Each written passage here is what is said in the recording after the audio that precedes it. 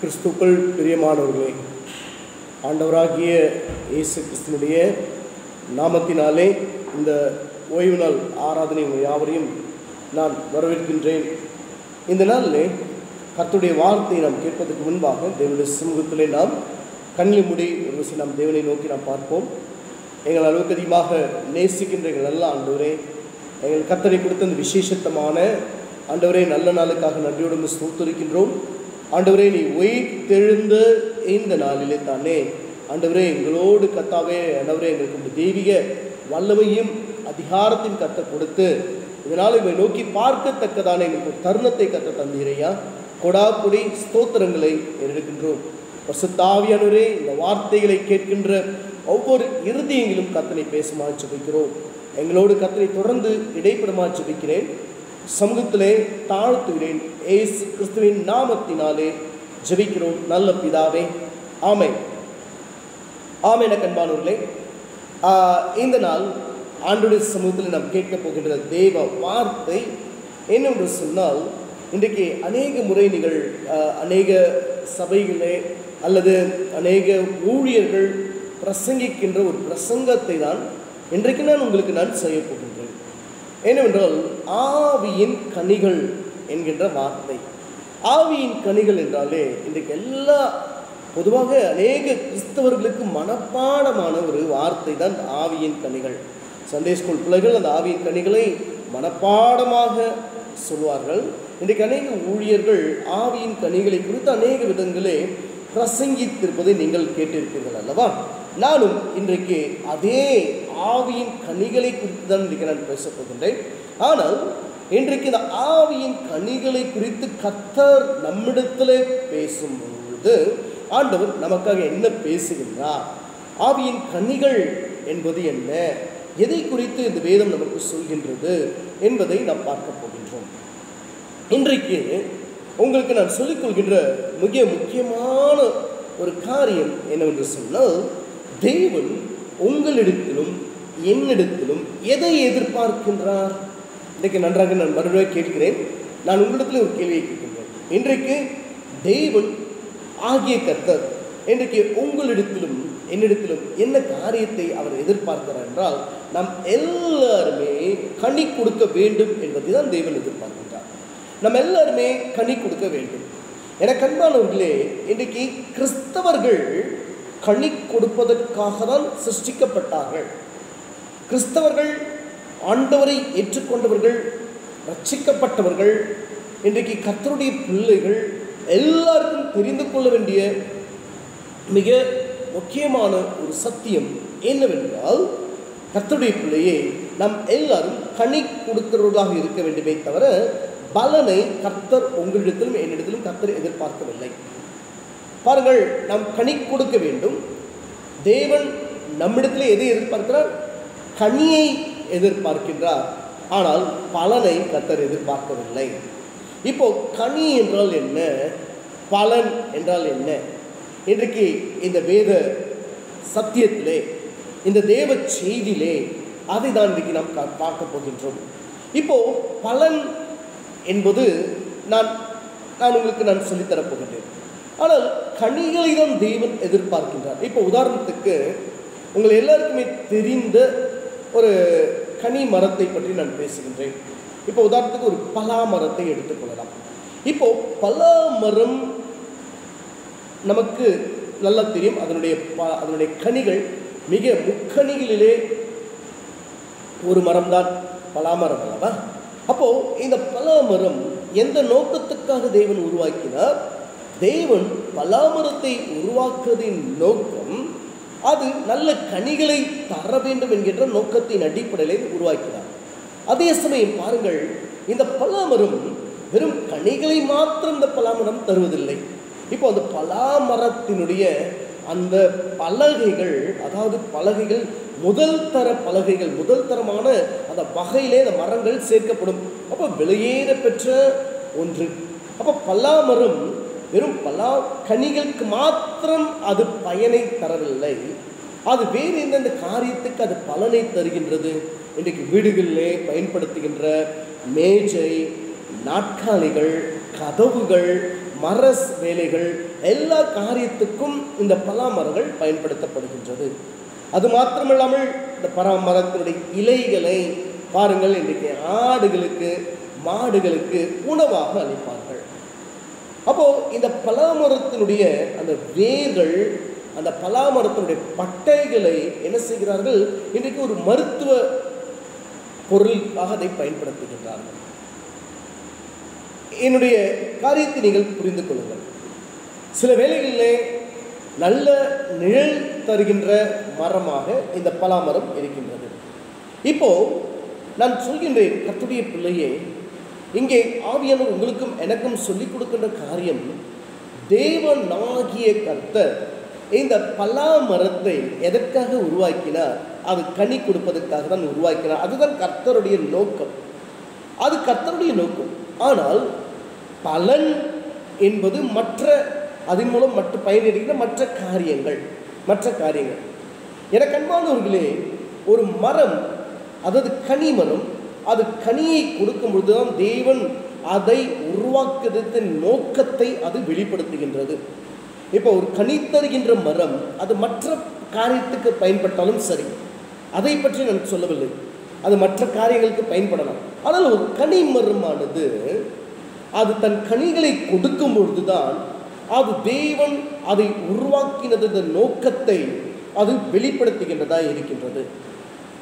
ஆனால் இந்த மரம் தருவது பலன், அதன் மூலம் அனுபவிக்கின்ற மற்ற காரியங்கள் பலன். ஆனால் தேவன் சிருஷ்டித்ததின் நோக்கம் என்ன? அதை கார்பெண்டர் பொருளுக்காகவோ, ஒரு மேஜைக்காகவோ, அல்லது ஒரு கதவுக்காகவோ, மற்ற காரியத்துக்காக கர்த்தர் அதை படைக்கவில்லை. கர்த்தர் எந்த நோக்கத்தின் அடிப்படையில் படைத்தார்? அந்த கனி மரத்தை கனி கொடுக்கின்ற அடிப்படையில் தான் கர்த்தர் அதை படைத்தார். ஆனால் நான் யோசித்து பாருங்கள், ஒரு கனிமரம் அது கனிகளை கொடுக்காமல் மற்ற பலன்களை கொடுக்குமானால், ஒரு கனிமரம் ஒரு பலாமரமோ அல்லது ஒரு மாமரமோ பாருங்கள், அதனுடைய கனிகளை கொடுக்காமல் மற்றபடி அதனுடைய பலகைகள் பயன்படுத்தப்படுகின்றது, அதனுடைய வேர்கள் பயன்படுத்தப்படுகின்றது, அதனுடைய இலைகள் பயன்படுத்தப்படுகின்றது. அது எவைகளுக்கு பயன்படுத்தப்பட்டாலும் சரி, கர்த்தர் எதைக்காக அந்த மரத்தை உண்டாக்கினார்? அது கனி தர வேண்டும் என்ற நோக்கத்தின் அடிப்படையில் தான் உருவாக்கினார். எனவே கனி முக்கியமானது, இதத்திலே பலன் முக்கியமானது அல்ல. இதே போலதான் இன்றைக்கு கிறிஸ்தவர்களுடைய வாழ்க்கையை குறித்து கர்த்தர் பேசும்போது, இன்றைக்கு கிறிஸ்தவர்கள், ரட்சிக்கப்பட்டவர்கள், சபைக்கு வருகிறவர்கள், இயேசு கிறிஸ்துவை தன் வாழ்க்கையிலே சொந்த இரட்சகராக ஏற்றுக்கொண்டவர்கள், இன்றைக்கு கிறிஸ்தவர்கள் எந்த நோக்கத்திற்காக படைக்கப்பட்டார்கள் என்றால், எனக்கு அன்பானவர்களே, இன்றைக்கு நீங்களும் நானும் எந்த நோக்கத்திற்காக படைக்கப்பட்டோம் என்றால், ஒன்று கண்ணி தருகின்ற நோக்கத்திற்காக தான் படைக்கப்பட்டுமே தவிர பலன் தருகின்ற காரியத்துக்காக அல்ல. இன்றைக்கு பிசாசான் என்ன செய்கிறான் தெரியுமா? கர்த்தருடைய பிள்ளையே, இன்றைக்கு அநேக கிறிஸ்தவர்களுடைய இருதயத்திலே அவன் கனி தருகின்ற காரியத்தை மறைத்து விட்டு பலன் தருகின்ற காரியத்தை தான் அவருடைய கண்களுக்கு வெளிப்படுத்தி கொண்டிருக்கிறான். ஆதலாலே கிறிஸ்தவர்கள் கனிகளை குறித்து அவர்கள் திருப்தி அடையாமல் அவர்களுடைய பலன்களை வைத்து தான் அவர்கள் திருப்தி அடைந்து கொண்டிருக்கிறார்கள். நன்றாக தெரிந்து கொள்ளுங்கள், என்னுடைய சத்தியத்தை நீங்கள் புரிந்து கொள்ள வேண்டும். இப்போ பலன்களை அடிப்படையாக வைத்து இன்றைக்கு பிசாசனவன் இன்றைக்கு அநேக கிறிஸ்தவர்களை திருப்தி உண்டாக்கி கொண்டிருக்கிறான். இன்றைக்கு அநேக கிறிஸ்தவர்கள் பலனை பற்றி யோசிக்கிறார்களே தவிர கனிகளை பற்றி அவர்கள் யோசிப்பதில்லை. நன்றாக தெரிந்து கொள்ளுங்கள், ஒரு கனிமரம் அது கனி தருகின்ற நோக்கத்துக்காக படைக்கப்பட்டது. பலன் செகண்டரி தான், இரண்டாவது காரியம் பலன். அதே போல ஒரு கிறிஸ்தவர்கள் ஆண்டவரை இயேசு கிறிஸ்துவை சொந்த இரட்சகராக ஏற்றுக்கொண்டவர்கள் என்னவென்றால், அவர்கள் யாராக இருக்கிறார்கள்? அவர்கள் கனி தருகிறவர்களாக தான் இருக்க வேண்டுமே தவிர பலனை கர்த்தர் உங்களிடத்திலும் சரி என்னிடத்திலும் சரி பலனை அவர் எதிர்பார்க்கவில்லை. இப்போ ஒரு பலாமரம், நான் மறுபடியும் இந்த கதைக்கு நான் வருகின்றேன். ஒரு கற்பனையின் அடிப்படையில் நாம் சொல்லலாம். இப்போ ஒரு பலாமரத்தினுடைய அந்த இலைகளை ஆடுகள் ருசித்து சாப்பிடுகின்றது. அதனுடைய மர பட்டைகளை வைத்து, அதனுடைய மர கிளைகளை வைத்து அழகான மேஜைகள், அழகான கதவுகள் செய்யப்படுவதனாலே இப்போ அந்த பலாமரம் இப்படி சொல்லலாம், நான் பிறந்த பலனை நான் அடைந்தேன், எனக்கு எவ்வளோ பெருமை. அப்போ என் மூலம் நான் மற்றவர்களுக்கு ஆகாரமாக நான் மாறிவிடுகின்றேன். அதாவது ஆடு மாடுகளுக்கு நான் ஆகாரமாக நான் மாறிவிடுகின்றேன். மனிதர்களுக்கு பயன் தருகின்ற பொருட்களை, அதாவது நல்ல ஒரு மேஜையோ கார்பெண்டர்ஸ் ஒர்க்கோ எல்லா பொருளுக்கும் பயன்படுகிறவனா நான் மாறிவிடுகின்றேன் என்று சொல்லி அவைகளிலே அந்த மரம் திருப்தி அடையுமானால் அது பிரயோஜனம் அல்ல. அது கனியை கொடுக்காமல் அது பலனை வைத்து அது திருப்தி அடைகின்றது என்று சொன்னால், எனக்கு அன்பானவர்களே, அது ஒன்றுக்கும் பிரயோஜனம் அல்ல. கர்த்தர் படைத்ததின் நோக்கத்தை அது இழந்து போய்விடுகின்றது. ஒருவேளை அதை யாருமே பயன்படுத்தாத பட்சத்திலே அந்த இலைகளையோ அதனுடைய கிளைகளையோ அதனுடைய மற்ற காரியத்தையோ யாருமே பயன்படுத்தாத பட்சத்தில் ஒருவேளை இது யோசிக்கலாம், ஐயோ யாருமே என்னை பயன்படுத்தவில்லை என்று சொல்லும்பொழுது அந்த கவலை அது நியாயமான கவலை அல்ல. எனக்கு அன்பானவர்களே, இன்றைக்கு பரிசுத்த தேவன் உங்களுக்கும் எனக்கும் சொல்கின்ற ஒரு காரியம் என்னவென்று சொன்னால், உங்களையும் என்னையும் கர்த்தர் எதற்காக படைத்தார்? பலனை செய்வதற்காக. தேவன் உங்களிடத்தில் என்னிடத்திலே பலனை எதிர்பார்க்கவில்லை. நீங்களும் நானும் கனி தருகிறவர்களாக மாற வேண்டும், அதை தான் தேவன் எதிர்பார்க்கின்றார். இன்றைக்கு ஒரு மரம் தன் கனியை கொடுத்த பிறகு அந்த கனியை அது சில கீழே விழுந்து அதை நாசப்படுத்தலாம், அல்லது மற்றவர்கள் ஏதாவது ஆடு மாடுகள் அதை சேதப்படுத்தலாம். ஆனால் அது நோக்கத்தை நிறைவேற்றிவிட்டது அல்லவா? நோக்கத்தை, கனி தருகின்ற நோக்கத்தை நிறைவேற்றிவிட்டது. அதற்கு பிறகு அந்த கனிகள் எப்படி போனால் என்ன, அது பிரச்சனை அல்ல. இன்றைக்கு பிசாசானவன் இந்த ரகசியத்தை நன்றாக தெரிந்து கொண்டிருக்கிறான். உங்களிடத்திலும் என்னிடத்திலும் தேவன் கனியை தான் எதிர்பார்க்கின்றார், பலனை அல்ல. இந்த ரகசியத்தை பிசாசு இன்றைக்கு சரியாக அறிந்து கொண்டதினாலே இன்றைக்கு கர்த்தருடைய பிள்ளைகளே, உங்களையும் என்னையும் எப்படி வைத்திருக்கிறான் தெரியுமா? ஆண்டவருடைய நம்மிடத்தில் தேவன் எதிர்பார்க்கின்ற கனியை அவன் நம்முடைய கண்களுக்கு மறைத்து விட்டு இன்றைக்கு பலனை அவன் முக்கியத்துவப்படுத்தி பலனின் மூலம் நாம் திருப்தி அடைகின்றோம். இப்போ பலன் என்றால் என்ன? நன்றாக தெரிந்து கொள்ளுங்கள். பலன் என்றால் என்ன? ஊழியம். இன்றைக்கு செய்கின்ற ஊழியங்கள் ஒரு பலன். அடுத்து ஆராதனை ஊழியங்கள், அல்லது பிரசங்கிக்கின்ற ஊழியங்கள், அல்லது போதிக்கின்ற ஊழியங்கள், அல்லது ஆலோசனை சொல்கின்ற ஊழியங்கள், அல்லது சுவிசேஷ ஊழியங்கள், இவைகள் எல்லாமே பலன்கள் தான். எனக்கு அன்பானவர்களே, எனக்கு ஆண்டவர் உன்னிடத்திலே நீ ஊழியம் செய்ய வேண்டும் என்பதை கர்த்தர் எதிர்பார்க்கவில்லை. நீ பெரிய ஆராதனை தலைவனாக இருக்க வேண்டும் என்பதை கர்த்தர் உன்னிடத்தில் எதிர்பார்க்கவில்லை. நன்றாக தெரிந்து கொள்ளுங்கள். பெரிய ஒரு தீர்க்கதரிசியாகவோ, அல்லது பெரிய ஒரு தீர்க்கதரிசியாகவோ, அல்லது பெரிய சபையை கட்டி பெரிய ஒரு ஆராதனுடைய தலைவனாகவோ, அல்லது நன்றாக போதிக்கிறவனாகவோ, அல்லது ஒரு வீட்டுக்கூட்டத்தை நடத்துகிறவனாகவோ, அல்லது பெரிய ஒரு சுவிசேஷ ஊழியத்தை செய்கிறவனாகவோ, அல்லது ஒரு கைப்பிரதி ஊழியத்தை செய்கிறவனாகவோ இருப்பீர்களானால் நீங்கள் நினைக்கலாம், ஐயோ நான் எவ்வளோ பெரிய பிரசங்கி, ஆண்டவர் என்னை எப்படி எடுத்து பயன்படுத்துகிறார், என் ஆராதனையில் எத்தனையோ பேர் என்ன செய்கிறார்கள், என் ஆராதனையில் எத்தனையோ பேர் ஆசீர்வாதத்தை பெற்றுக்கொள்கிறார்கள், எத்தனையோ இடங்களுக்கு நான் சென்று சுவிசேஷத்தை நான் அறிவித்திருக்கிறேன், இந்த ஊழியத்தை செய்திருக்கிறேன், அந்த ஊழியத்தை செய்திருக்கிறேன் என்று சொல்லி இதனால் நான் தேவனுடைய பிரியமானவன் என்று சொல்லி இந்த காரியத்தை வைத்து நீ திருப்தி அடையாதே. ஆண்டவர் உன்னிடத்தில் ஊழியத்தை எதிர்பார்க்கவில்லை. நாம் செய்கின்ற ஊழியம் அவருக்கு பெரிதானது அல்ல. எனக்கு அன்பானவர்களே, ஊழியத்தை கர்த்தர் எதிர்பார்க்கவில்லை. ஆராதனை நடத்துவதை கர்த்தர் எதிர்பார்க்கவில்லை. ஒரு சிறுவர் ஊழியமோ, ஒரு வாலிபர் ஊழியமோ, மற்ற எந்த காரியத்தை நடத்துவதை கர்த்தர் எதிர்பார்க்கவில்லை. ஆனால் நாம் என்ன செய்கின்றோம்? நாம் கனி தருகிறவர்களாக இல்லை. நாம் கொடுக்கின்ற கனிகளை பற்றி யோசிப்பதில்லை. நாம் பெற்றுக்கொள்ள வேண்டிய கனிகளை பற்றி நாம் யோசிப்பதில்லை. ஆனால் நாம் செய்கின்ற பலன்களை வைத்து கொண்டு நாம் திருப்தி அடைந்து விடுகின்றோம் அல்லவா? அப்போ இந்த திருப்தியை யார் கொடுப்பது? இந்த திருப்தியை கொடுப்பது யார் என்று சொன்னால், பலனை நமக்கு அடிப்படையாக வைத்து ஆண்டவர் நம்மிடத்தில் எதிர்பார்க்கின்ற கனிகளை நம்முடைய கண்களுக்கு மறைத்து பலனை வைத்தப்பா நான் பெரிய ஊழியம் செய்துட்டேன், அந்த ஊழியம் பண்ணிட்டேன், இந்த ஊழியம் பண்ணிட்டேன், இந்த காரியத்தை நான் செஞ்சுட்டேன், மற்றவங்களுக்கு நான் சுவிசேஷம் சொல்லிட்டேன், இந்த காரியத்தை வைத்து இன்றைக்கு நீ திருப்தியாக்கி கொண்டு இருக்கிறாயா தேவ பிள்ளையே? ஆண்டவர் உன்ட்டு அதெல்லாம் நான் எதிர்பார்க்கவில்லை. இந்த செய்தியை சரியாக நீங்கள் புரிந்து கொள்ளுங்கள்.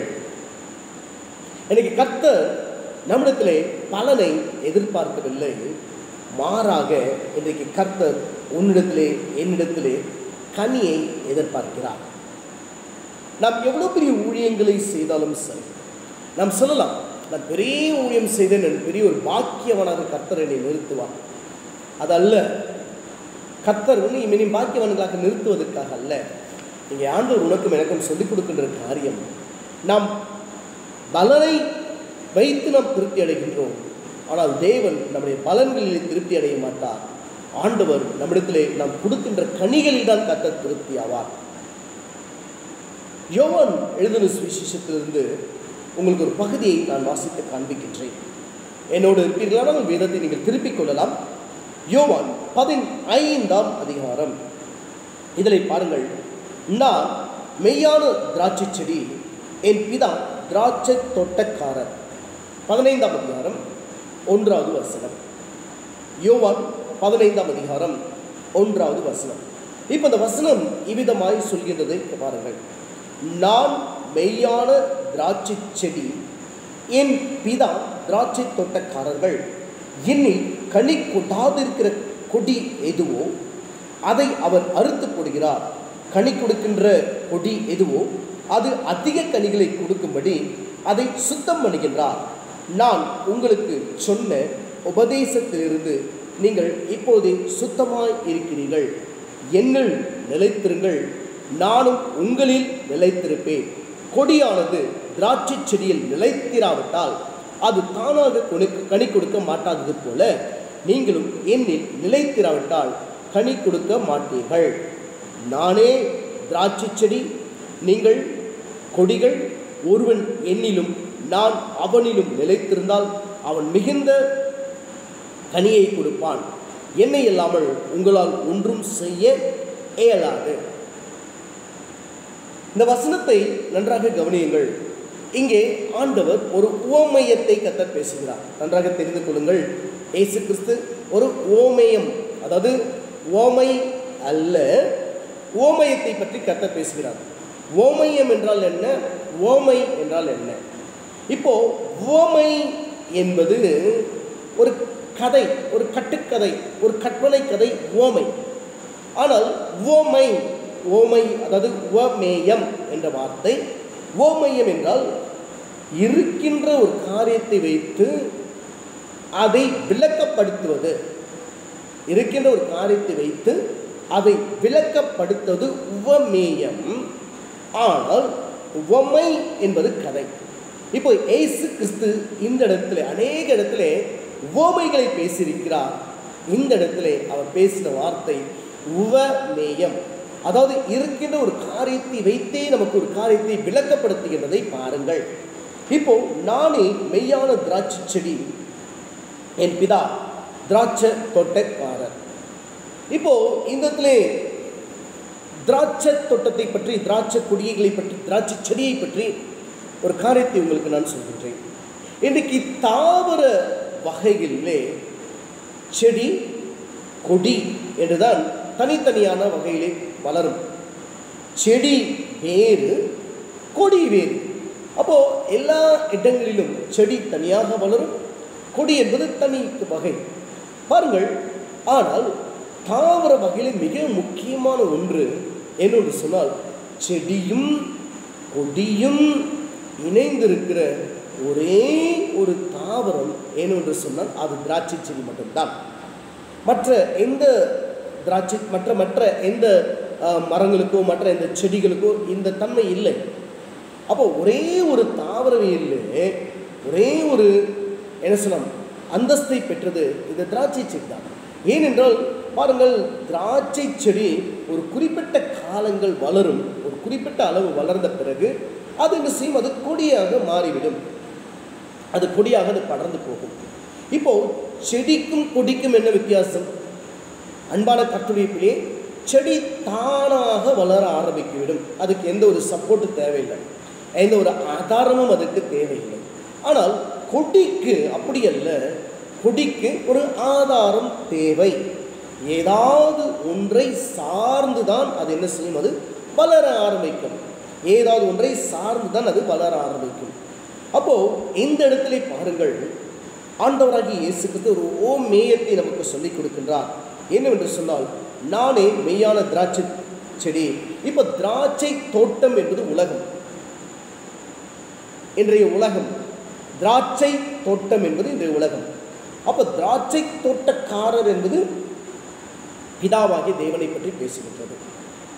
திராட்சை தோட்டக்காரர் பிதா, திராட்சை தோட்டம் உலகம், திராட்சை செடி என்பது யாரை குறிக்கிறதுமா? பரிசுத்த ஆவியானவர் 2000 வருடங்களுக்கு முன்பாக உலகத்தின் மைய பகுதியான பாருங்கள் அந்த பெத்லஹேம் என்ற இடத்திலே பரிசுத்த ஆவியானுடைய ஒத்தாசையோடு ஒரு செடியை நாட்டினார். அது யார் அந்த செடி? ஆண்டவராகிய இயேசு கிறிஸ்து தான் அந்த செடி.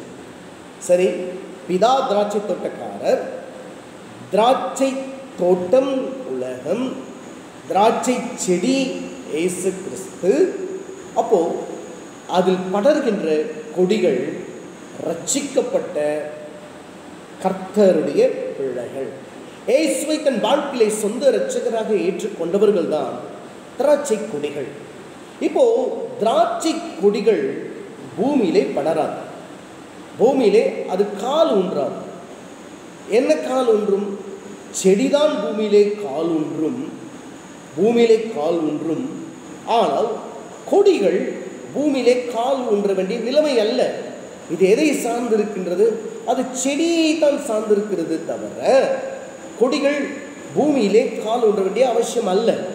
அதே போலதான் இன்றைய காலகட்டத்திலே கிறிஸ்தவர்கள், உங்களுக்கும் எனக்கும், உலகத்திலே பிறந்தாலும் பூமியிலே பிறந்தாலும் நாம் பூமிக்கு சம்பந்தமானவர்கள் அல்ல, உலகத்துக்குரியவர்கள் அல்ல. நாம் யார்? இயேசு கிறிஸ்துவோடு இணைக்கப்பட்டவர்களாக நாம் இருக்கின்றோம். அப்போ இயேசு கிறிஸ்து என்ன செய்கின்றார்? இந்த பூமியிலே ஒரு செடியாக இருந்து அவர் காலூன்றி என்ன செய்கின்றார்? நம்மை கொடியாக இருந்து நம்மை பாதுகாக்கிறார். எனவே நம்முடைய கால்கள் பூமியிலே படாது. திராட்சை செடியுடைய அந்த செடி தான் பூமியிலே படரும். இதிலிருந்து நமக்கு என்ன தெரிகின்றது? கிறிஸ்தவர்கள் என்பவர்கள் யார்? கிறிஸ்தவர்கள் என்பவர்கள் உலகத்துக்குரியவர்கள் அல்ல. உங்களுக்கும் எனக்கும் இந்த பூமியிலே எந்த சம்பந்தமும் இல்லை. உலகத்தின் காரியத்தில் நீ சபைக்கு வருகிறாய், இயேசுவை ஏற்றுக்கொண்டாய், ஞானஸ்தானம் எடுத்தாய், ரட்சிக்கப்பட்டாய். ஆனால் ஒன்றை தெரிந்து கொள்ளுங்கள், உனக்கும் எனக்கும் சரி இந்த உலகத்திலே மற்ற காரியத்துக்கு, எல்லா விதமான காரியத்துக்கு நமக்கு சம்பந்தம் இல்லை. நாம் யாரோடு சம்பந்தப்படுத்தப்பட்டவர்கள்? கொடிகள். எப்பொழுதுமே இயேசு கிறிஸ்துவோடு படர்ந்திருக்கிறவர்கள், இயேசு கிறிஸ்துவோடு இணைந்திருக்கிறவர்களாக நாம் இருக்கின்றோம். அதை தான் இடத்துல இயேசு நமக்கு சொல்லிக் கொடுக்கின்றார். இன்றைக்கு கிறிஸ்தவர்கள் யாராக இருக்க வேண்டும்? நீ உலகத்துக்குரியவனாக இராது. உலகத்துக்குரிய காரியங்கள் ஈடுபட்டு கொண்டு உலக சம்பிரதாயங்கள், உலக சடங்காச்சாரங்கள், உலக மாய்மாலங்கள், உலக அசுத்தங்கள் எல்லாவற்றிலும் ஈடுபடுகிறவர்கள் இன்றைக்கு கிறிஸ்தவர்கள் தங்களை கிறிஸ்தவர்கள் என்று சொல்லிக் கொள்கிறார்கள். ஆனால் கிறிஸ்தவர்களை இயேசு கிறிஸ்து என்ன சொல்கிறார் தெரியுமா? உங்களை செடியாக அல்ல, உங்களையும் என்னையும் அவர் கொடியாக வைத்திருக்கிறார். அல்லேலூயா! எனக்கு உங்களையும் என்னையும் அவர் கொடியாக வைத்திருக்கின்றார். எனவே தான் திராட்சை செடியை வைத்து ஆண்டவர் அந்த திராட்சை செடியை உருவாக்குவதின் நோக்கம் ஒரு ஆவிக்குரிய ஒரு சத்தியத்தை நீங்களும் நான் தெரிந்து கொள்ள வேண்டும் என்பதற்காக எல்லா தாவர வகையிலே வித்தியாசமான ஒரு வகையாக இந்த திராட்சை செடியை கர்த்தர் வைத்தார். அதனால்தான் அந்த திராட்சை செடியை உவமேயமாக உங்களுக்கும் எனக்கும் அவர் போதிக்கின்றார். இப்போ 2வது வசனத்தை வாசிக்கலாம். 15ஆம் அதிகாரம் 2வது வசனம். என்னில் கனி கொட்டாது இருக்கின்ற கொடி எதுவோ அதை அறுத்து போடுகிறார், கனி கொடுக்கின்ற கொடி எதுவோ அது அதிக கனிகளை கொடுக்கும்படி அதை சுத்தம் பண்ணுகின்றார். என கண்பானவர்களே, இப்போ இந்த வசனம் சொல்கின்றது, இந்த 2ஆம் வசனம் பிதாவாகிய கர்த்தர் இன்றைக்கு உங்களையும் என்மேலும் வைத்த நோக்கத்தை இந்த வசனம் வெளிப்படுத்துகின்றது. அப்போ பிதா உங்களை குறித்து என்னை குறித்து ஒரு நோக்கம் வைத்திருக்கின்றார். இப்போ ஆனால் நம்முடைய நோக்கம் என்ன? இப்போ பிதாவின் நோக்கம் என்னன்னா, எப்படியாவது ரட்சிக்கப்பட்டவர்கள், இயேசுவை ஏற்றுக்கொண்டவர்கள் எப்படியாவது பரலோகத்துக்கு வரப்போகிறார்கள் தான். ஆனால் பரலோகத்துக்கு வந்து அவர்களை அங்கே சுத்தப்படுத்த முடியாது. பரலோகத்துக்கு வந்து அவர்களை என்ன சீர்படுத்த முடியாது. ஆதலாலே கிறிஸ்தவர்கள் இந்த பூமியிலே என்ன செய்யும், இருக்கும் போதே சீர்படுத்தப்பட வேண்டும், சுத்தமாக்கப்பட வேண்டும். அந்த நோக்கத்தின் அடிப்படையில் தான் நாம் கிறிஸ்துவோடு இணைந்திருந்தால்தான் நம்முடைய அன்றாட வாழ்க்கை சுத்தமாக்கப்படும், நம்முடைய ஆவிக்குரிய வாழ்க்கை சுத்தமாக்கப்படும்.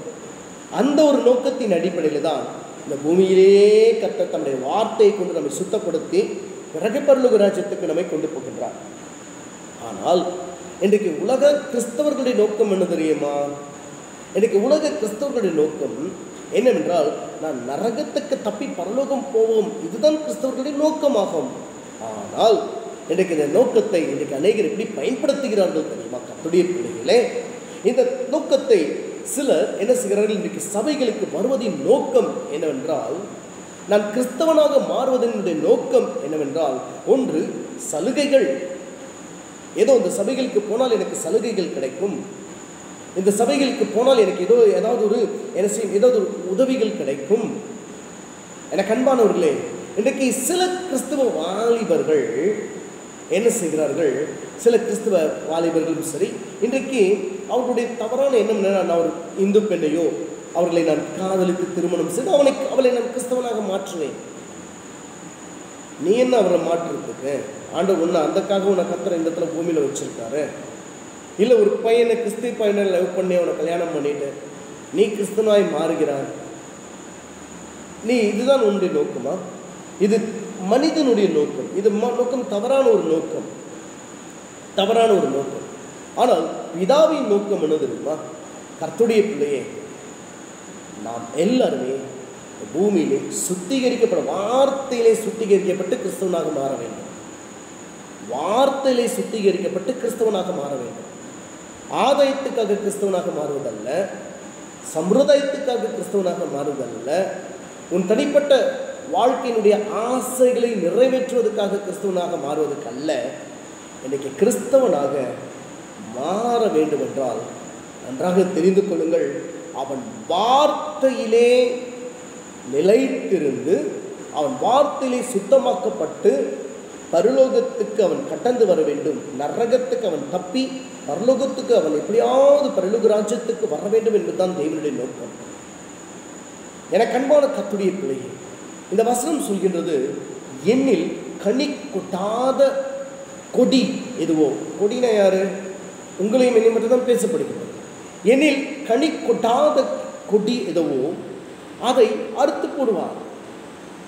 அதை பிதாவாகி தேவன் என்ன அறுத்து போடுவார். அப்போ கனி கொடாத கொடிகள் என்பது என்ன? இன்றைக்கு கிறிஸ்தவ விசுவாசிகளே, கனி கொடாத கொடி என்பது, இன்றைக்கு ஒருவேளை சபையிலே நீ நல்ல ஒரு ஊழியத்தை செய்யலாம், ஒரு ஆராதனை ஊழியத்தை செய்யலாம், ஒரு வாலிப ஊழியத்தை செய்யலாம், ஒரு சிறுவர் ஊழியத்தை செய்யலாம், அல்லது நீ நன்றாக படித்திருக்கலாம், அல்லது நல்ல அழகாக இருக்கலாம், உனக்கு நல்ல பொருளாதாரங்கள் இருக்கிறது, எல்லாமே இருக்கு, ஓகே, எல்லாமே இருக்கு. ஆனால் ஆண்டவர் எதிர்பார்க்கின்ற கனி உன்னிடத்தில் இருக்கின்றதா? அந்த வார்த்தையின்படி நீ சுத்திகரிக்கப்பட்ட அந்த கனி உனக்குள் இருக்கின்றதா? எனக்கு அன்பான தேவ பிள்ளையே, இன்றைக்கு பரிசுத்த ஆவியானவர் உங்களுக்கும் எனக்கும் கர்த்தர் சொல்கின்றார், நீ எந்த நிலையில் இருந்தாலும் பரவாயில்ல, இட்ஸ் ஓகே. ஆனால் நீ உண்மையான அந்த ஆவிக்குரிய அந்த கனிகளை தருகா, ஆண்டவர் எதிர்பார்க்கிற கனிகளை தராத பட்சத்தில் உன் பலனை வைத்து நீ திருப்தி அடைவதனால் அதனால் நமக்கு எந்த பிரயோஜனமும் இல்லை. ஆண்டவர் அந்த கொடியை அறுத்து போடுவார். இன்றைக்கு பிசாசு இன்றைக்கு அநேகருடைய இறுதியில் தான் ஒரு சுய திருப்தியை உண்டாக்கி இருக்கின்றார். எனக்கு பெரிய ஒரு சபை இருக்கின்றது, பாருங்களேன், எத்தனை பேர் என்னுடைய சபைக்கு வருகிறார், எவ்வளோ பெரிய ஆராதனை நடத்துகின்றேன், நான் ஒரு தீர்க்க தரிசனம் சொல்கிறேன், இந்த காரியத்தை பண்ணுறேன், அந்த ஊழியத்தை பண்ணுறேன் என்று சொல்லி இந்த கனி கொடுக்கின்ற காரியத்தை விட்டுவிட்டு பலனை, இன்றைக்கு அநேக போதகர்கள் விசுவாசிகள் பலனை வைத்துக்கொண்டு, அவங்க ஊழிய காரியத்தை வைத்துக்கொண்டு பலனை வைத்துக்கொண்டு இன்றைக்கு திருப்தி அடைவது, சுய திருப்தி அடைவது, இந்த சுய திருப்தியை கொண்டு வருவது பிசாசுதான். கர்த்தருடைய பிள்ளையே, எனக்கு ஆவியானவர் உங்களுக்கும் எனக்கும் சொல்லிக் கொடுக்கின்ற காரியம், கனி கொடுக்காதவர்களை கர்த்தர் சுத்தப்படுத்துகிறார். இன்றைக்கு உன்னால் கனி கொடுக்க முடியவில்லையா? உங்களால் கனி கொடுக்க முடியவில்லையா? அப்போ கனி கொடுக்க வேண்டும் என்றால் அதனுடைய காரியம் என்ன? ஒரு காரியம் கனி கொடுக்க வேண்டும் என்றால் அதை குத்தி சுத்தப்படுத்தி அதை என்ன பண்ணுவாங்க? அதை சீர்படுத்துவார்கள். கிளை நறுக்கி கல்லை பிடுங்கி அதை சீர்படுத்தினால் தானே அது கனி கொடுக்க முடியும். அப்போ இந்த இடத்துல கர்த்தராகிய ஆண்டவராகிய இயேசு நமக்கு என்ன சொல்கின்றார் பாருங்கள். இந்த 2வது வசனத்தை நான் மறுபடியும் வாசிக்கின்றேன். என்னில் கனி கொடாது இருக்கிற கொடி எதுவும் அதை அவர் அறுத்து போடுகிறார். கனி கொடுக்கின்ற கொடி எதுவும் அது அதிக கனிகளை கொடுக்கும்படி அதை சுத்தம் பண்ணுகிறார். இன்னைக்கு விசுவாசிகளே, ஊழியர்களே, கர்த்தருடைய பிள்ளைகளே, இன்னைக்கு நீங்களும் நானும் கனிகளை கொடுக்க வேண்டும் என்று நீங்கள் விருப்பமா? எனக்கும் விருப்பம், உங்களுக்கும் விருப்பம். அப்போ கனிகள் கொடுக்கப்பட வேண்டுமானால் வசனம் சொல்கின்றது சுத்தம் பண்ணப்பட வேண்டும். சுத்தம் பண்ணப்பட வேண்டும். என்ன சுத்தம் பண்ண வேண்டும்? 3வது வசனம், நான் உங்களுக்கு சொன்ன உபதேசத்தினாலே இப்போதே சுத்தமாய் இருக்கிறீர்கள். இப்போ பிதா சொல்றதை சொல்லிட்டு இயேசு கிறிஸ்து சொல்றாரு, நீங்கள் சுத்தம் பண்ணப்பட வேண்டியது எப்படின்னா என்னுடைய உபதேசத்தின் மூலம் நீங்கள் சுத்தம் பண்ணப்பட வேண்டும். புரிஞ்சுதுங்களா? நான் கனிகளை கொடுக்கிறவனாய் மாறணும்னா நீங்களும் கனிகளை கொடுக்கிறவர்களாக நீங்கள் மாற வேண்டும் என்றால் சுத்தம் பண்ணப்பட வேண்டும். எதனால் சுத்தம் பண்ணப்பட வேண்டும்? உபதேசம். உபதேசம் என்றால் ஆண்டவராகிய இயேசு கிறிஸ்துடைய வார்த்தை. எனக்கு ஒரு அடிபட்டு ஒரு ஹாஸ்பிட்டலுக்கு போகிறோம். அந்த காயங்களை சுகமாக்குவதற்கு மருத்துவர்கள் என்ன செய்வார்கள்? இந்த ஹைட்ரஜன் பேராசைட் போடுவாங்க. பாருங்கள், அது போட்ட உடனே பயங்கரமான வலி, பயங்கரமான எரிச்சல் உண்டாகும். அதை போட்டால் தானே அந்த இடத்துல சுகம் உண்டாகும். இன்றைக்கு கிறிஸ்துவ சபைகளில் இன்றைக்கு ஒரு எச்சரிப்பின் வார்த்தையை விசுவாசிகள் விரும்புவதில்லை. பாருங்கள், ஒரு எச்சரிப்பின் செய்தி இன்றைக்கு பிசாசானவன் என்ன செய்கிறான்? அதை வெறுத்துட்டு அவர்கள் எல்லாருமே என்ன எப்படிப்பட்ட செய்தி விரும்புகிறார்கள்? ஆறுதலின் செய்தி. இயேசு சுகமளிக்கிறார், இயேசு கண்ணீர் விடுகிறார், இயேசு சமாதானத்தை தருகிறார், இயேசு விடுவிக்கிறார். அன்பான கர்த்தருடைய பிள்ளையே, இன்றைக்கு இதெல்லாம் இருக்கட்டும். ஆனால் சுத்தம் பண்ணப்பட வேண்டுமானால் ஆண்டவருடைய வார்த்தையை கொண்டு நாம் சுத்தம் பண்ணப்பட வேண்டும். இன்றைக்கு ஒருவேளை இன்றைக்கு சபைகளிலே ஒரு போதகர் தன்னுடைய வசனத்தை வைத்து, ஒரு எச்சரிப்பின் வசனத்தை வைத்து பிரசங்கிக்கும் பொழுது இன்றைக்கு அநேக கிறிஸ்தவர்கள் எச்சரிப்பின் செய்தியை விரும்புவதில்லை.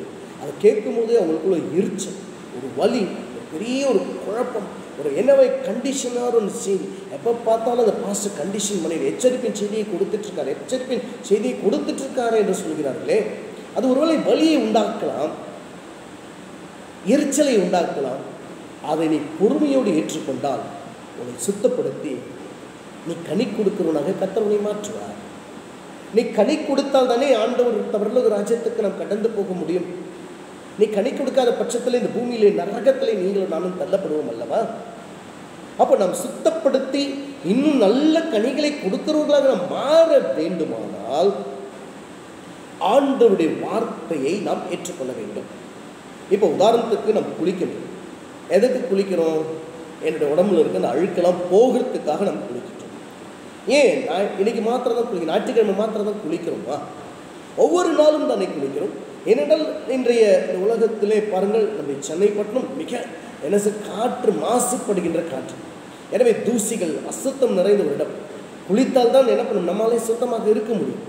அதனால் நேற்று நான் சண்டே குளிச்சுட்டேன், அதனால் அடுத்த சண்டே தான் நான் குளிப்பேன்னு சொன்னால் நம்ம உடம்புல எப்போதும் அழுக்குகள் தேங்கிக் கொண்டே இருக்கும் அல்லவா? இங்கே இது நான் என்ன சொல்ல வருகிறேன் என்று சொன்னால், ஒரு சண்டே மாத்திரம் நான் எச்சரிப்பின் செய்தியை கேட்டுவிட்டு அடுத்த சண்டே இந்த பாஸ்டர் எனக்கு பெரிய ஒரு ஆறுதலின் வார்த்தை, சமாதானத்தின் வார்த்தை கொடுப்பார் என்று எதிர்பார்த்து வருவீர்களானால் அதே நாளிலே மறுபடியும் இந்த போதகர் எச்சரிப்பின் செய்தியே கொடுத்து கொண்டிருப்பார்களானால் நீ என்ன நினைக்கிறாய்? போன வாரம் தான் கொடுத்தாங்களே, அந்த காரியத்திலே நான் மனம் திரும்புதல்லை. எனக்கு அன்பானவர்களே, மனம் திரும்புதல் என்பது ஏதோ ஒரே ஒரு ஞாயிற்றுக்கிழமை நடப்பது அல்ல. நம் உடம்பினுடைய அழுக்குகள் தேங்குவது போல ஒவ்வொரு நாளும் ஏதாவது பாவங்கள் நமக்குள் தேங்கிக் கொண்டே தான் இருக்கும். அதை சுத்தப்படுத்த வேண்டியது போதகருடைய கடமை. வார்த்தையை கொண்டு சுத்தப்படுத்துவது போதகருடைய கடமை. அந்த வார்த்தைகளை நீங்கள் சமாதானத்தோடு ஏற்றுக்கொண்டு எனக்காக என்ற சமாதானத்தோடு ஏற்றுக்கொள்வீர்களானால் அந்த வார்த்தை ஆண்டவராக இயேசு கிறிஸ்து வாயிலிருந்து புறப்படுகின்ற வார்த்தை உங்களையும் என்னையும் அது சுத்தமாக்கி மிகுந்த கனிகளை கொடுக்கிறவர்களாக நம்மை மாற்றுவார். அல்லேலூயா. இப்போ 4வது வசனத்துக்குள் நான் உங்களை கொண்டு போகின்றேன். பாருங்கள், 4வது வசனம், என்னில் நிலைத்திருங்கள், நானும் உங்களில் நிலைத்திருப்பேன். கொடியானது திராட்சை செடியில் நிலைத்திராவிட்டால் அது தானாய் கனி கொடுக்க மாட்டாதது போல நீங்களும் என்னில் நிலைத்திராவிட்டால் கனி கொடுக்க மாட்டீர்கள். இப்போ இந்த வசனம் என்ன சொல்கிறது என்பதை பாருங்கள். நாம் கனி கொடுக்க வேண்டுமானால் எப்பவுமே இயேசு கிறிஸ்துக்கும் நமக்கும் நல்ல ஒரு உறவுகள் இருக்கணும், நல்ல உறவுகள் இருக்கணும். அப்படி இருந்தால் ஆண்டவராக இயேசு சொல்றார், நீங்கள் மிகுந்த கனி கொடுக்கிறவர்களாக இருப்பீர்கள், ஆசீர்வாதமாக நீங்கள் இருப்பீர்கள். ஆனால் என்னில் நீங்கள் நிலைத்திராவிட்டால், பாருங்கள் இந்த வசனம் எப்படி எழுதியிருக்கா, என்னில் நீங்கள் நிலைத்தராவிட்டால், ஐயோ பாவம் செய்யாதீங்க ப்ளீஸ், இந்த அசுத்தமான காரியத்தை செய்யாத, குடிக்காத, உபச்சாரம் செய்யாத, வேசிதனம் பண்ணாத, தயவுசெய்து என்னை விட்டு போயிடாதன்னு ஆண்டவர் கெஞ்சுறாரா? இந்த இடத்துல ஆண்டவர் ஒருபொழுதும் கெஞ்ச மாட்டார். He is gentleman. உன் பின்னாலே என் பின்னாலே அப்படி நாக்கு தொங்க போட்டு வருவதுக்கு ஒரு நாயன். குடிக்காத, எந்த காரியத்தை பண்ணாத, தயவுசெய்து நம்ம கண்ணு விட்டு அப்படியே அழுது ஒப்பு கொடுத்து, தயவுசெய்து மகனே மகளே இந்த தப்பான காரியத்தை செய்யாதுன்னு சொல்லி ஆண்டவர் நம்மகிட்ட கெஞ்சுகிற தேவன் அல்ல. இந்த அவர் சொல்றார், என்னில் நீ நிலைத்தராவிட்டால் கனி கொடுக்க மாட்டேன், அவ்வளோதான் போ, அதுக்கேற்ற பலன் நீங்க அடையுமா? ஆண்டவராகிய கர்த்தருடைய பிள்ளையே, கர்த்தருடைய சமூகத்திலே கர்த்தருடைய வார்த்தையை கேட்டுக்கொண்டு இருக்கிறவர்களே, எனக்கு ஒருவேளை ஆண்டவருடைய வார்த்தை நீ அசட்டை செய்யலாம், ஆண்டவருடைய வார்த்தை எச்சரிப்பின் வார்த்தை வரும்போது நீ அசட்டை செய்யலாம். அந்த வார்த்தையை நீ அசட்டை செய்வாய், என்னால் கர்த்தரும் துக்கப்பட மாட்டார், வார்த்தையை கொடுக்கின்ற நானும் துக்கப்பட மாட்டேன். எங்களுடைய நோக்கம் என்ன? நீங்கள் மிகுந்த கனிகளை கொடுத்து அதன் மூலம் நீங்கள் சுத்தமாக்கப்பட்டு வார்த்தைகளை கொடுக்கும்போது நீங்கள் சுத்தமாக்கப்பட்டு உன் ஆவி, ஆத்மா, உன் சிந்தனைகள் எல்லாம் சுத்தமாக்கப்பட்டு ஆண்டவரோடு இணைந்து வாழ்கின்ற ஒரு வாழ்க்கையின் அனுபவத்தை பெற்று நீங்கள் கனிகளை, உலகத்துக்கு கனிகளை கொடுக்கிறவர்களாக மாறும் பொழுது இன்னைக்கு பரலோகத்திலே நமக்கும் எனக்கும் உங்களுக்கும் எனக்கும் விசேஷத்தமான ஒரு ஆசீர்வாதத்தை, ஒரு ராஜ்யத்தில் ஆசீர்வாதத்தை நமக்கு தருவார். இல்லை என்றால் செய்தி நீ அசட்டை செய்வாயானால், உன்னை சுத்தமாக்குவதற்கு உனக்கு விருப்பம், வசனத்தை கொண்டு உன்னை சுத்தமாக்குவதற்கு உனக்கு விருப்பம் இல்லை என்று சொன்னால் அதை பற்றி எங்களுக்கும் கவலை இல்லை. ஏனென்றால் எந்த கொடி திராட்சை செடியோடு இணைந்தில்லாமல் இருக்கிறதோ அதை பிதாவாகிய தேவன் அறுத்து போட்டு விடுவார். எச்சரிக்கையாக, ஜாக்கிரதையாக, வசனத்தை அசட்டை பண்ணுற, போதகருடைய வார்த்தைகளை பரியாசம் பண்ணிட்டு இருக்க, ஏதாவது ஒரு காரியத்தை சொல்லி எப்போ பார்த்தாலும் நீங்கள் பரியாசத்திலே வாழ்ந்து கொண்டிருக்கிறீங்களா? இன்னைக்கு ஆண்டவருக்கு கர்த்தர் சொல்றார், எங்களுடைய கடமை, கர்த்தர் சொல்றார், வார்த்தையை கொண்டுதான் உங்களை சுத்தமாக்க வேண்டும். எங்களுடைய கடமைகளை நான் சொல்லிவிட்டேன். வார்த்தை என்பது என்னுடைய வார்த்தை அல்ல, பைபிள் சொல்லுது. வார்த்தை பைபிளில் சொல்லப்பட்ட ஒவ்வொன்றும் இயேசு கிறிஸ்து தான். இந்த வார்த்தை இயேசுவை உங்களுக்கு நான் அறிமுகப்படுத்துகிறேன், இயேசுவை வைத்து உங்களை நான் சுத்தப்படுத்த நான் விரும்புகிறேன். அதை ஏற்றுக்கொள்ளாத பட்சத்தில் உங்களுடைய காரியத்தில் தொடர்ந்து பாவத்தை செய்யுங்கள், தொடர்ந்து செய்யுங்கள். ஆனால் காலங்கள் ஒன்று வரப்போகின்றது, நீ இயேசுவோடு இணைந்தாலாவிட்டால் உன்னை கர்த்தர் அதிலே அறுத்து போடுவார், துண்டித்து போடுவார். அன்பான கர்த்தருடைய பிள்ளையே, மிகுந்த கனிகளை கொடுப்பவர்களாக நாம் மாற வேண்டும். என்ன கனிகளை கொடுக்க வேண்டும்? என்னுடைய செய்தியினுடைய கடைசி பகுதிக்கு நான் உங்களை வரவேற்கின்றேன். கலாத்தியர் 5ஆம் அதிகாரம் என்னுடைய நீங்கள் திருப்பிக் கொள்ளலாம். கலாத்தியர் 5ஆம் அதிகாரம் 22வது வசனம், 22, 23. இப்போ ஆவியின் கனியோ என்று சொல்லப்படுகிறது. எல்லாம் புரிஞ்சுக்குங்க. ஆவியின் கனி என்றால் நன்றாக தெரிந்து கொள்ளுங்கள், நாம் இயேசு கிறிஸ்துவை சொந்த இரட்சகராக ஏற்றுக்கொண்ட பிறகு, நன்றாக தெரிந்து கொள்ளுங்கள், இயேசு கிறிஸ்துவை நம்முடைய வாழ்க்கையை சொந்த இரட்சகராக ஏற்றுக்கொண்ட பிறகு அவர் நமக்குள் வந்து ஆவியாய் வந்து வாசம் பண்ணினார் அல்லவா? நமக்குள் வந்து வாசம் பண்ணின அந்த நிலையை வைத்துதான் இங்கே ஆவியின் கனிகள் என்று சொல்லப்படுகின்றது. அப்போ ஆவியின் கனிகள் என்பது என்ன?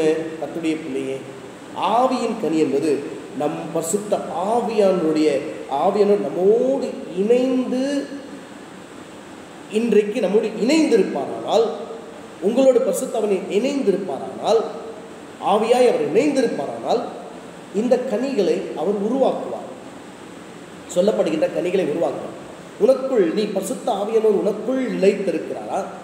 நம் வார்த்தையிலே நிலைத்திருந்தால் ஆவியானவர் நமக்குள் நிலைத்திருப்பார். நம்மை சுத்தப்படுத்தி நாம் இயேசுவின் கொடியாக நிலைத்திருக்கும் பொழுது ஆவியானவர் நமக்குள் வந்து வாசமாகி, நமக்குள் வாசமாய் இருந்து இந்த கனிகளை நமக்குள் இருந்து அவர் உருவாக்குவார். என்ன கனிகளை உருவாக்குகிறார் பாருங்கள். ஆவியின் கனியோ ஒன்று அன்பு. இந்த இடத்துல அன்பு என்பதற்கு ஒரு கிரேக்க பதம் அகாப்பே என்கின்ற அன்பை பற்றி பேசப்படுகின்றது.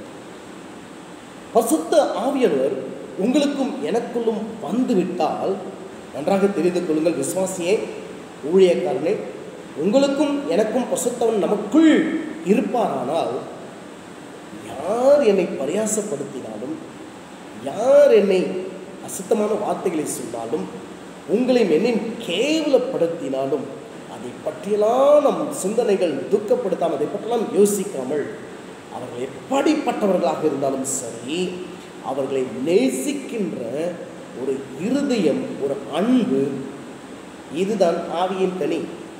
இந்த ஆவியின் கனி இன்றைக்கு கிறிஸ்தவர்களிடத்தில் இருக்கின்றதா? இன்றைக்கு ஊழியர்களிடத்தில் இருக்கின்றதா? கர்த்தருடைய பிள்ளை. இன்றைக்கு ஆவியின் கனி என்றால் அன்புனா, நான் காட்டுகின்ற அன்பு, மற்றவர்களை அன்பை பற்றி பேசவில்லை. அன்பு அகப்பே என்று சொன்னால் எதையுமே எதிர்பார்க்கணும். யார் என்னை என்ன சொல்லியிருந்தாலும் சரி, அவர்கள் எப்படிப்பட்டவர்களாக இருந்தாலும் சரி, எந்த நோக்கு எப்படி எந்த நிலையில் இருந்தாலும் சரி, அவர் யாராக இருந்தாலும் சரி, அவர்களை நேசிக்கின்ற ஒரு இருதயம் இன்றைய உனக்குள் எனக்குள் இருக்குமானால், ஆவியின் கனியுடைய முதல் கனியை நீங்கள் நானும் பெற்றிருக்கிறோம். இப்போ ஆவியின் கனியை நம்ம பெற்றிருக்கோமோ, பலனை பெற்றிருக்கோமா? இப்போ யோசிங்க. ஆவியின் கனியை குறித்து திருப்தி அடைஞ்சிங்களா? பலனை குறித்து நீங்கள் செஞ்ச ஊழியத்தை பற்றி திருப்தி அடைஞ்சிங்களா?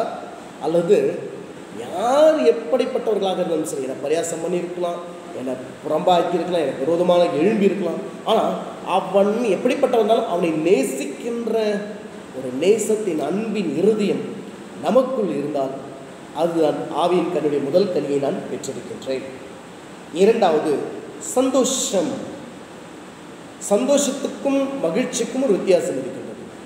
சந்தோஷம் என்பது உள்ளே இருந்து வெளியே வருவது, மகிழ்ச்சி என்பது வெளியிலிருந்து உள்ளே போவது. எனக்கு உலகத்தான் எப்படி இருக்கான்? கண்களின் காட்சியை பார்க்கிறான், அசுத்தமான படங்களை பார்க்கிறான், பேசிதனமான காரியத்தை செய்கிறான், குடிக்கிறான், வெறிக்கிறான், எல்லாம் வெளியிலிருந்து உள்ளே போகிறது. அதுதான் சந்தோஷம். ஆனால் இந்த இடத்துல கர்த்தராகி கர்த்தர் மகிழ்ச்சி, அதன் மகிழ்ச்சி. ஆனால் சந்தோஷம் என்பது உள்ளே இருந்து வெளியே வருது. என்ன தெரியுமா?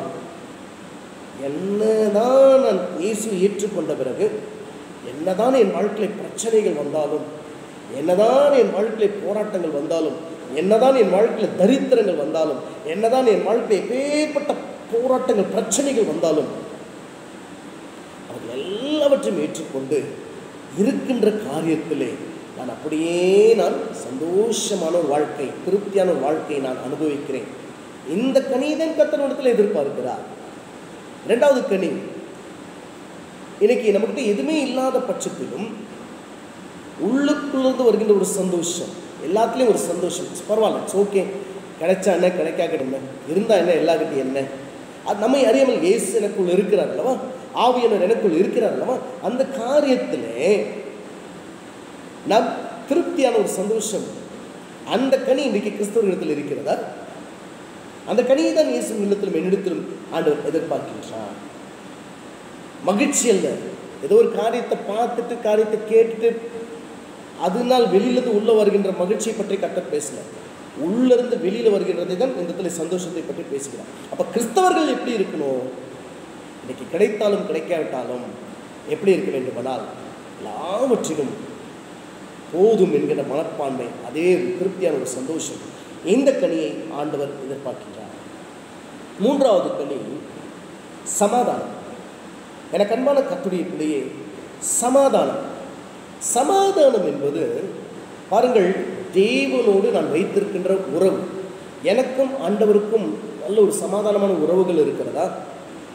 என்னுடைய அந்தரங்க வாழ்க்கையிலும் சரி, வெளிப்படையான வாழ்க்கையிலும் சரி, எனக்கும் ஆண்டவருக்கும் எந்த நல்ல ஒரு அண்டர்ஸ்டாண்டிங் இருக்கா? இந்த அண்டர்ஸ்டாண்டிங், இதான் சமாதானம். எனக்கும் ஆண்டவருக்கும் இருக்கின்ற உறவுகளில் என்ன இருக்கணும்? ஆண்டவர் என்னுடைய எல்லா அந்தரங்க காரியத்தை கர்த்தர் பார்க்கிறார். எல்லாவற்றிலும் நான் உண்மையாக இருந்து எனக்கும் தேவனுக்கும் இருக்கின்ற உறவுகளில் எந்த ஒரு விரிச்சல் இல்லாமல் அது அது அப்படியே நேர்த்தியாய் போகின்ற ஒரு காரியம், அப்படியே சுமூகமாய் போகின்ற ஒரு காரியம். அந்த உறவுகள் அப்படியே அழகாக போயிட்டு இருக்குது. அதான் சமாதானம். இன்னைக்கு எத்தனை கிறிஸ்தவர்கள், எத்தனை ஊழியர்கள் ஆண்டவருக்கும் நமக்கு இருக்கிற உறவுகள் எப்படி சரியாக சமாதானமாக போயிட்டுருக்கா? அப்போ ஆண்டவர் இன்றைக்கு எதை எதிர்பார்க்கின்றார்? உங்களிடத்தில் என்ன எதிர்பார்க்கின்றார்? அவருக்கும் நமக்கும் இருக்கின்ற உறவுகள் அது சமாதானமாக, உறவுகள் கரெக்டாக இருக்கணும். எனக்கும் ஆண்டவருக்கும் உறவுகள் கரெக்டாக இருந்துச்சுன்னா மற்றவர்களுக்கும் எனக்கும் நல்ல ஒரு உறவுகள் ஏற்படும். அதான் எனக்கும் ஆண்டவருக்கும் நல்ல ஒரு அண்டர்ஸ்டாண்டிங் இருந்துச்சுன்னா மற்றவர்களிடத்தில் நான் எங்கே போனாலும் சரி எல்லார்கிட்ட என்னால் சமாதானமாக வாழ முடியும், சமாதானமாக பேச முடியும். இந்த கனியை தான் ஆண்டவர் எதிர்பார்க்குறத தவிர நீ ஊழியம் பண்ணி என்ன பிரயோஜனம், ஆராதனை நடத்தி என்ன பிரயோஜனம், சுவிசேஷ ஊழியம் பண்ணி என்ன பிரயோஜனம், பெரிய சபையை கட்டுறதுனால என்ன பிரயோஜனம், பலன். ஆனால் பிசாசு என்ன பண்ணிட்டான் பார்த்தியா? பலனை வச்சு நீ செய்கிற ஊழியத்தை வச்சு அதை உன்னை திருப்தி ஆக்கினான்னு தவிர இந்த கனிகளை வைத்து உன்னை திருப்தி ஆக்கினா. ஆண்டவர் இன்றைக்கு உங்களிடத்தில் என்ன எதிர்பார்க்கின்றார்? கனிகள், சமாதானம் என்கின்ற ஒரு கனி. அடுத்து நீடிய பொறுமை, ஃபார்பியரன்ஸ், நீடிய ஒரு பொறுமை. நீடிய பொறுமைனா எல்லாவற்றையும் தாங்குகின்ற ஒரு மனப்பான்மைங்க, அதுதான் நீடிய பொறுமை. எல்லாவற்றையும் ஏற்றுக்கொள்கின்ற ஒரு மனப்பான்மை, எல்லாவற்றையும் கர்த்தர் அனுமதிக்கிற எல்லா காரியத்தையும் ஏற்றுக்கொள்கின்ற ஒரு மனப்பான்மை. ஜனங்கள் எந்த நிலையில் இருந்தாலும் சரி அவர்களை ஏற்றுக்கொள்கின்ற ஒரு மனப்பான்மை நமக்குள் இருக்கின்றதா? அதான் கர்த்தர் அந்த கனிகளை தான் கிறிஸ்தவத்தில் கர்த்தர் எதிர்பார்க்கின்றார். உங்களிடத்தில் என்னிடத்திலும் கர்த்தர் அதை தான் எதிர்பார்க்கின்றார். அப்போ நீடிய பொறுமை என்றால் எல்லாவற்றையும் சகலத்தையும் ஏற்றுக்கொள்கின்ற ஒரு மனப்பான்மை உடையவர்களாக கிறிஸ்தவர்கள் மாறணும். அடுத்த கனி இந்த சொல்லப்படுகின்றது பாருங்கள். ஆவியின் கனி அன்பு, சந்தோஷம், சமாதானம், நீடிய பொறுமை, அடுத்து தயவு, நற்குணம், விசுவாசம், சாந்தம், இச்சை அடக்கம். இந்த எல்லா கனிகள் எவைகளோடு இணைக்கப்பட்டிருக்கிறது? எனக்கும் கிறிஸ்துவுக்கும் நல்ல உறவுகள் இருந்தால் எல்லாத்தையும் இச்சையை அடக்கின்ற ஒரு மனப்பான்மை எனக்குள்ள வந்துடும். எதை பார்த்தாலும் தவறான சிந்தனை எனக்குள்ள வந்துடாது. தவறான சிந்தனை வருவது இயற்கை தான் மனிதனுக்கு. ஆனால் அந்த தவறான சிந்தனைகள் வந்தாலும் அந்த தவறான சிந்தனைக்குள் என் சரீரம் ஈடுபடுத்தாத அளவுக்கு என்னை என்ன செய்யும்? ஆண்டுடைய வார்த்தை என்னை தடுத்த இடத்தில் நிறுத்தும். இதுதான் கிறிஸ்தவ வாழ்க்கை. தயவு, எல்லார்கிட்டையும் கோபமா இல்லை. இன்னைக்கு விசுவாசிகள் ஊழியக்காரங்க எப்படி இருக்காங்க? தயவுனா எல்லாருடைய கண்களையும் தயவு பெற்றிருக்கணும். எல்லாருமே உங்களையும் என்னையை பார்த்து ரொம்ப நல்லவங்கன்னு சொல்லணும். அதான் தயவு. எல்லார்கிட்டையும் உங்களுக்கு நல்ல பேர் இருக்கணும். தயவுனா என்னங்க? உன்னை குறித்து எல்லாரிடத்திலும், அயாலான இடத்துல, உன் பக்கத்து வீட்டில் அல்லது எதிர் வீட்டில், பின்னால் வீட்டில், உன் உங்கள் சொந்த வீட்டில், உன் உறவினர்கள் மத்தியில் உனக்கு நல்ல பேர் இருக்கா, உனக்கு குறித்து நல்ல பேர் இருக்கா? அந்த பேர் இருந்தால் தான் நீ தயவு என்கின்ற கனியை நீ பெற்றிருக்கின்றாய். அந்த அந்த நல்ல உனக்கு குறித்து நல்ல ஒரு சாட்சி இருக்கணும். உங்களை குறித்து என்னை குறித்து நல்ல ஒரு சாட்சி இருக்கணும். அந்த சாட்சி இருந்தால்தான், அந்த சாட்சியை தான் இந்த இடத்துல தயவு என்று சொல்லப்படுகின்றது. எனக்கு அன்பான கர்த்தருடைய பிள்ளையே, சாந்தம் என்பது அமைதி, பொறுமையை காத்துக்கொள்கிற ஒரு காரியம் சாந்தம். ஆனால் இன்றைக்கு முட்கோபிகளாக நாம் இருக்கின்றோம் அல்லவா? ஏதாவது காரியத்தை சொல்வதற்கு முன்பாக முட்கோபிகளாக நாம் இருக்கின்றோம். சாந்தம் என்பது காத்து கொண்டிருக்கின்ற மனப்பான்மை. ஆண்டவர் செய்வார், கர்த்தர் செய்வார் என்று எத்தனை வருடங்கள் போனாலும், எத்தனை காரியங்கள் போனாலும் அதை காத்து கொண்டிருக்கிற அந்த மனப்பக்குவம் உடையவர்களாக கிறிஸ்தவர்கள் மாற வேண்டும். இந்த கனியை தான் உங்களிடத்திலே என்னிடத்திலே இயேசு கிறிஸ்து எதிர்பார்க்கின்றார். ஆமெனக்கன்மானவர்களே, இச்சையடக்கம், சாந்தம், நல்ல குணம் கொடுக்கின்ற ஒரு குணம் இருக்கணும் கிறிஸ்தவர்களுக்கு. கொடுக்கின்ற ஒரு குணம். அடுத்து விசுவாசம். விசுவாசம் என்பது காத்திருக்கின்ற ஒரு அனுபவம் தான் விசுவாசம். விசுவாசம் என்பது நம்பப்படுகிற உறுதியும் காணப்படாத நிச்சயம் என்று சொல்லப்பட்டது போல, எத்தனை நாட்களானாலும் எத்தனை வருடங்கள் ஆனாலும் ஆண்டவருடைய சமூகத்தில் பொறுமையாய் காத்திருக்கின்ற மனப்பான்மை தான் விசுவாசம். அப்போது இயேசு கிறிஸ்து உங்களிடத்திலே என்னிடத்திலே என்ன எதிர்பார்க்கின்றார்? கர்த்தருடைய பிள்ளையே, பலனை எதிர்பார்க்கிறாரா, கனிகளை எதிர்பார்க்கிறாரா? நீங்கள் மிகுந்த கனிகளை கொடுப்பீர்களானால் ஆண்டவராக இயேசு கிறிஸ்துவோடு இணைந்து இருக்கிற ஒரு வாழ்க்கையை நாம் பெறுவோம். ஆனால் இன்றைக்கு நாம் எந்த நிலையிலே நாம் இருக்கின்றோம்? கனியா, பலனா? எவைகளை வைத்து நாம் திருப்தி அடைந்தோம்?